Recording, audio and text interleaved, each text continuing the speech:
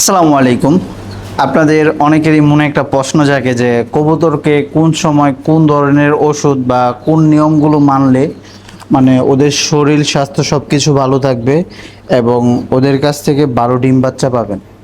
তো আপনাদের এই প্রশ্নগুলো যার মনের ভিতরে জাগে এবং যারা কবুতর লালন পালন করেন তাদের জন্য আজকের ভিডিওটা। আর আমি এই ভিডিওর মাধ্যমে আপনাদেরকে দেখাবো যে কোন সময় কোন ওষুধ এবং তাদেরকে কোন চর্চাটা করলে কবুতর ভালো ডিম বাচ্চা করে। তো চলুন আমি আপনাদেরকে একটা একটা করে প্রসেস দেখাই। আমার হাতে আপনারা 3 ধরনের ওষুধ দেখতেছেন। মূলত এই দুইটা হলো ক্যালসিয়াম জাতীয়, এটার দ্বারা কবুতরের ডিম বাচ্চা তারপরে কবুতরের শরীর সব কিছু ঠিকঠাক থাকবে। আর এটা হলো কিরমির। আপনি যে কোনো ধরনের পশু পাখি লালন পালন করেন না কেন, কিরমিরের ওষুধ মাস্ট বি, এটা লাগবেই, ঠিক আছে।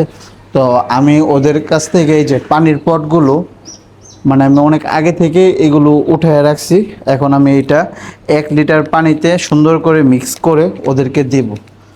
ওদেরকে এইটা দেওয়ার পর থেকে আমি এই দুইটা জিনিস একসাথে 1 মিলি করে দুইটা থেকে 1 লিটার পানির বোতলে সুন্দর করে মিক্স করে আমি তাদেরকে সপ্তাহে 3 দিন খাওয়াবো।